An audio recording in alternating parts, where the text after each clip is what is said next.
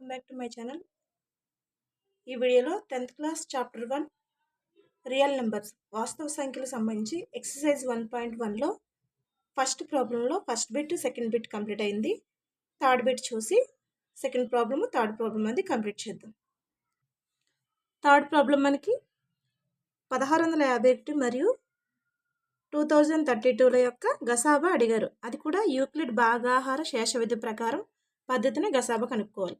So మనం already 2 ప్రాబ్లమ్స్లో చేసాం కాబట్టి లాస్ట్ వీడియోలో ఫస్ట్ మనకి ఇచ్చిన సంఖ్య ఏ ఈక్వల్ ఎంత అవుతుంది, పెద్ద సంఖ్యని ఏ కింద తీసుకుంటాం. అంటే 2032 అనేది ఏ అవుతుంది, బి అనేది 1651 అవుతుంది. సో మనకి యూక్లిడ్ భాగాహార శేష విధి ప్రకారం ఫార్ములా ఏంటి, A equal to B Q plus R. ఇక్కడ మనకి ఏ అంటే 2032, బి అంటే ఎంత 1651. సో ఈ క్యూ అనేది ఆర్ అనేది మనము ఇక్కడ చేస్తాం. 2032 ఈక్వల్ టు మనకి ఈ 2032లో 1651 అనేది ఎన్ని టైమ్స్ క్యాన్సిల్ అవుతుందో అది మనకి క్యూ అవుతుంది. సో ఆ క్యాన్సిల్ అవ్వగా వచ్చిన మైనస్ చేసినప్పుడు వచ్చేది ఇది ఆర్ అవుతుంది. ఇది ఆర్ వాల్యూ, ఇది క్యూ వాల్యూ. సో ఏమవుతుంది, ఇది A equal to B Q plus R అవుతుంది. సో మళ్ళీ ఇది తీసుకుంటాం. ఇప్పుడు 2032ని చేసాం. చేస్తే మనకి ఎంత వచ్చింది, ఎన్ని టైమ్స్ క్యాన్సిల్ అయింది, 1650 1 టైం క్యాన్సిల్ అయింది. 1651 అనేది ఇందులో 1 టైం క్యాన్సిల్ అయ్యి మనకి శేషం 381 మిగిలింది. తర్వాత మళ్ళీ ఈ 1651ని తీసుకుంటాం. తీసుకుని ఈ 1651లో మనకి ఈ 381 అనేది ఎన్ని టైమ్స్ క్యాన్సిల్ అవుతుందో చూసుకుంటే, ఎన్ని టైమ్స్ క్యాన్సిల్ అయింది అంటే 4 × 381 చేసిన తర్వాత దానికి 127 యాడ్ చేస్తే మనకి ఇది వస్తుంది. అంటే ఇక్కడ మనకి క్యూ ఈక్వల్ టు 4 వచ్చింది, ఇక్కడ ఆర్ ఈక్వల్ టు 127.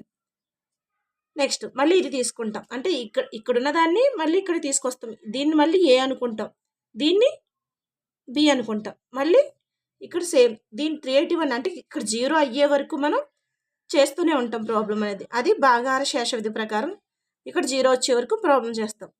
నెక్స్ట్ ఈ 381 తీసుకుంటే 381 అనేది ఏ అవుతుంది, 127 అనేది మనం బి కింద తీసుకుంటాం. తీసుకున్నప్పుడు ఎంత అయింది, ఇది క్యూ అయింది, ఇది ఆర్ ఈక్వల్ టు 0 వచ్చింది కదా. అంటే BQ plus A equal to BQ plus R వచ్చింది. అంటే ఇక్కడ మనకి లాస్ట్ని 0 అయ్యిందంటే ఇక్కడ ఇది మనకి గసాబా అవుతుంది.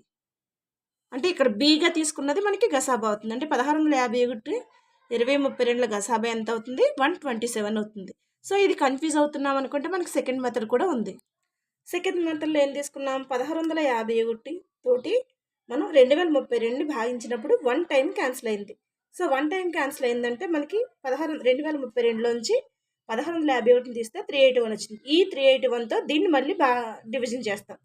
అంటే 381 తోటి 1651 డివిజన్ చేస్తే మనకి ఎన్ని టైమ్స్ క్యాన్సిల్ అయింది, ఇక్కడ టేబుల్ వేసుకుంటే 381 × 4 అంటే 1524 వచ్చింది. 381 × 5 అంటే 1905 వస్తుంది. సో ఇది ఎక్కువైపోతుంది కాబట్టి దీని ముందు నెంబర్ తీసుకుంటాం. అంటే 4 × 381 ఈక్వల్ టు 1524. 1651లోంచి 1524 తీసేస్తే మనకి 127 వచ్చింది. ఈ 127తో దీన్ని మళ్ళీ మనం డివిజన్ చేస్తాం. అంటే 127తో 381ని 3 టైమ్స్ క్యాన్సిల్ అవుతుంది. 3 టైమ్స్ క్యాన్సిల్ అయినప్పుడు మనకి ఎంత వస్తుంది, 0 వస్తుంది. సో ఇది మనకి గసాబా అవుతుంది. దీన్ని తీసుకోవాలి, దీన్ని కాదు. గసాబా అన్నప్పుడు దీన్ని తీసుకుంటాం. అంటే 1651 2032ల గసాబా ఎంత 127. సో మనకి ఈ టేబుల్స్ అనేవి ఇక్కడ ఇలా వేసుకోవడం వల్ల ఈజీ అవుతుంది, లేదంటే కన్ఫ్యూజ్ అవ్వాల్సి వస్తుంది. ఎన్ని టైమ్స్ క్యాన్సిల్ ఉంది అనేది ప్రాబ్లం అవుతుంది. సో ఇలా వేసుకోవడం వల్ల ఏమవుతుందంటే మనకి నెంబర్ అనేది ఇక్కడ ఎంత ఉంది, ఇక్కడ ఎంత వచ్చింది అది చెక్ చేసుకోవడానికి ఈజీ అవుతుంది. నెక్స్ట్ సెకండ్ ప్రాబ్లం చూసుకుంటే క్యూ ఏదైనా ఒక పూర్ణ సంఖ్య అయినప్పుడు ప్రతి ధనబేస్ పూర్ణ సంఖ్య 6q+1 లేదా 6q+3 లేదా 6q+5 రూపంలో ఉంటుందని చూపుతున్నారు. సో ఇలాంటి ప్రాబ్లమ్స్ అనేది ఎగ్జామ్స్లో అడగరు, కానీ మనకి యూక్లిడ్ భాగాహార శేష విధి ఫార్ములా అడగొచ్చు. సో దానితో మనం ప్రాబ్లమ్స్ అనేది ఎలా చేయొచ్చు అనే కాన్సెప్ట్ బేస్ మీద అడుగుతారు. సో అందుకని ఇక్కడ ఒక 2 ప్రాబ్లమ్స్ చేస్తే మనకు ఒక ఐడియా వస్తుంది. ఏదైనా ఒక ధనబేసి పూర్ణ సంఖ్య అనుకుందాం. ఏ అనేది ఏదైనా ఒక ధనబేసి పూర్ణ సంఖ్య అనుకుంటే భాగాహార శేష విధిని ఏ మరియు బి ఈక్వల్ 6పై అనువర్తింపచేయగా, అంటే ఏ మరియు భాగాహార శేష విధి అంటే ఏంటి, A equal to B Q plus R. ఈ ఏ మరియు బి అంటే ఇక్కడ బి ఈక్వల్ ఏం తీసుకుంటాం, మనం 6 తీసుకుంటాం. ఏ మరియు బి ఈక్వల్ టు 6 పై అనువర్తింప చేయగా ఆర్ అనేది మనకి 0 less than or equal to R less than 6 అంటే మనకి ఆర్ అనేది 0కి ఈక్వల్ అవ్వచ్చు, లేదంటే 0 కన్నా ఎక్కువ ఉంటుంది, 6 కన్నా తక్కువ ఉంటుంది అని అర్థం. కావున శేషం 0, 1 లేదా 2 లేదా 3 లేదా 4 లేదా 5 అగును. మనకి ఇది A equal B Q plus R చేసినప్పుడు ఫస్ట్ 5 రావచ్చు. 0, 1, 2, 3, 4, 5 అవుతుంది. ఈ 0, 1, 2, 3, 4, 5 అవుతుందని చెప్తున్నారు. సో ఎలా అంటే మనకి 6q ప్లస్ 0 అంటే ఇక్కడ 6q ప్లస్ 1, 6q ప్లస్ 2 అంటే ఇక్కడ 6q ప్లస్ 0 వెయ్యి అవసరం లేదు, ఇక్కడ 0 అంటున్నారు అంటే 6q ప్లస్ 0 అవుతుంది. ఇక్కడ 6q ప్లస్ 1 శేషం 1 వచ్చింది, శేషం 2 వచ్చింది, దాని అర్థం ఇది. సో అలా ఎన్ని చేస్తాం మనం, 6q ప్లస్ 5 వరకు చేస్తాం.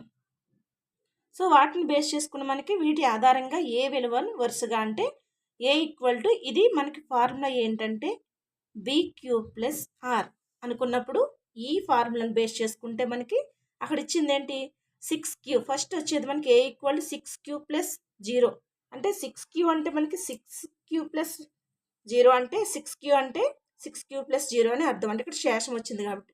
లేదా ఏ ఈక్వల్ 6q ప్లస్ 1 లేదా ఏ ఈక్వల్ 6q ప్లస్ 2 లేదా ఏ ఈక్వల్ 6q ప్లస్ 3 లేదా ఏ ఈక్వల్ 6q ప్లస్ 4 లేదా ఏ ఈక్వల్ 6q ప్లస్ 5 అవుతుంది.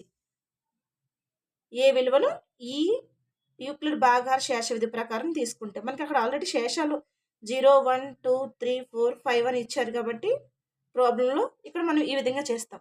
చేసిన తర్వాత ఇవి మనకి వేటితో భాగించబడుతున్నాయంటే ఇక్కడ సరి సంఖ్య బేసి సంఖ్య అనే టాపిక్ ఎందుకు వచ్చిందంటే ప్రతి ధన బేసి పూర్ణ సంఖ్య 6q plus 1, 6q plus 3, 6q plus 5 రూపంలో ఉంటుందని చెప్పమన్నారు కాబట్టి ఇక్కడ మనకి 6q plus 0 A equal to 6q plus 0, A equal 6q plus 2, A equal 6q plus 4 అనేవి సరి సంఖ్యలు అవుతాయి. ఎందుకని 2, 4, 0, 2, 4 ఇలా ఉన్న వాటివి ఇవి రెండుచే నిశేషంగా భాగించబడతాయి కాబట్టి ఇవి సరి సంఖ్యలు అవుతాయి. సో అలా కాకుండా మనకి ఏ ఈక్వల్ 6q ప్లస్ 1 అంటే ఇది మనకి ఇక్కడ 1 వచ్చింది, శేషం అనేది 1 మిగిలిందంటే అది రెండుచే నిశేషంగా భాగించబడట్లేదని అర్థం. అదేవిధంగా ఏ ఈక్వల్ 6q ప్లస్ 3 ఇక్కడ 3 వచ్చింది శేషం, ఇది కూడా రెండుచే నిశేషంగా భాగించబడదు. ఏ ఈక్వల్ 6q ప్లస్ 5 అంటే ఇక్కడ శేషం ఎంత వచ్చింది, 2 వచ్చింది, 5 వచ్చింది. సో ఇది కూడా రెండుచే నిశేషంగా భాగించబడదు కాబట్టి ఇవి బేస్ సంఖ్యలు అవుతాయి. సో మనకి కన్క్లూజన్ ఏమొస్తుందంటే అక్కడ ప్రతి ధన బేసి పూర్ణ సంఖ్య 6q plus 1, 6q plus 3, 6q plus 5 అనేవి రెండుచే నిశేషంగా భాగించబడవు కాబట్టి అవి ధన బేసి పూర్ణ సంఖ్యలు అవుతాయని చెప్పవచ్చు. ఈ మూడు కూడా ధన బేసి పూర్ణ సంఖ్యలు అవుతాయని చెప్పడం జరుగుతుంది. నెక్స్ట్ థర్డ్ ప్రాబ్లం, ఏదైనా ధనపూర్ణ సంఖ్య యొక్క వర్గం 3p లేదా 3p ప్లస్ 1 రూపంలో ఉంటుందని యూక్లిడ్ భాగాహార శేష విధి ఆధారంగా చూపమన్నారు. సో ఇది కూడా సేమ్, ఏ ఈక్వల్ టు ఏ అనేది ఏదైనా ధనపూర్ణ సంఖ్య అనుకుంటే మనం ఏ అనేది ఏదైనా ధనపూర్ణ సంఖ్య అనుకుంటే బి ఈక్వల్ టు ఎంత అవుతుంది, ఇక్కడ 3p అన్నారు అంటే బి ఈక్వల్ టు 3 అవుతుంది. యూక్లిడ్ భాగాహార శేష న్యాయం ప్రకారం ఏ ఈక్వల్ BQ ప్లస్ ఆర్ ఇక్కడ బి ఈక్వల్ 3 కావున ఆర్ ఈక్వల్ టు 0, 1, 2 అగును.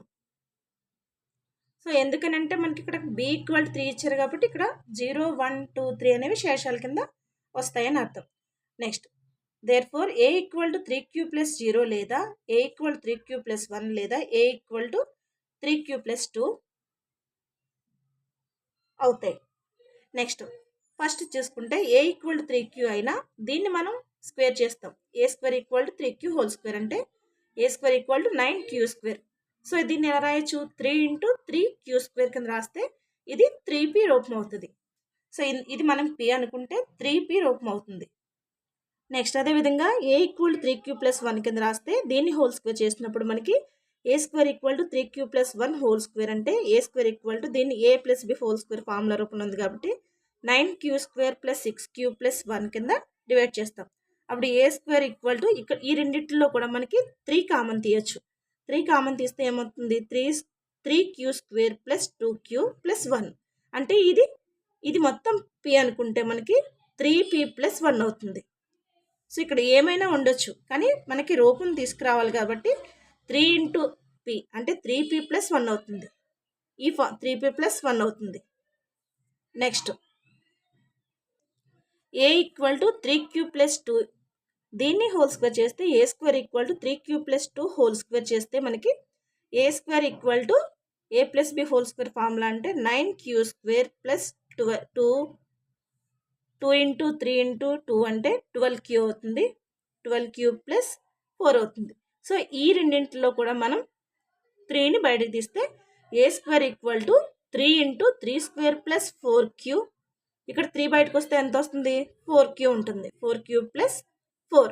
ఇక్కడ మళ్ళీ దీన్ని కూడా సెపరేట్ చేస్తాం. ఇక్కడ మనకి 3 + 1 రూపంలోకి తెచ్చుకోవాలి కాబట్టి ఇక్కడ 4 ఉంది. 4 ఉందంటే ఇక్కడ 3 తీసుకొచ్చేస్తే ఏమొస్తుంది, 3 × 3q² + 4q + 1 అంటే 3 × 1 ఎంత అవుతుంది, 3. 3 + 1 ఎంత, 4. సో దీనికి ఈక్వల్ అవుతుంది. ఇది మనం 3p + 1 ఫార్ములా రూపంలోకి తెచ్చుకోవాలి కాబట్టి ఈ విధంగా సెపరేట్ చేసుకోవచ్చు. అప్పుడు ఏమవుతుంది, ఇక్కడున్న వాల్యూ ఎంత అవుతుంది, ఇది p అవుతుంది. మనకి మొత్తం కూడా p అవుతుంది. అంటే 3p + 1. దేర్ఫోర్ కావున ఒక ధనపూర్ణ సంఖ్య యొక్క వర్గం 3p లేదా 3p + 1 రూపంలో ఉండును. మనకి టెక్స్ట్ బుక్లో 3p + 2 రూపం అన్నారు. సో 3p + 2 రూపంలో అనేది ఉండదు కాబట్టి ఏదైనా సరే ఒక ధనపూర్ణ సంఖ్య యొక్క వర్గం 3p లేదా 3p + 1 రూపంలో ఉంటుంది.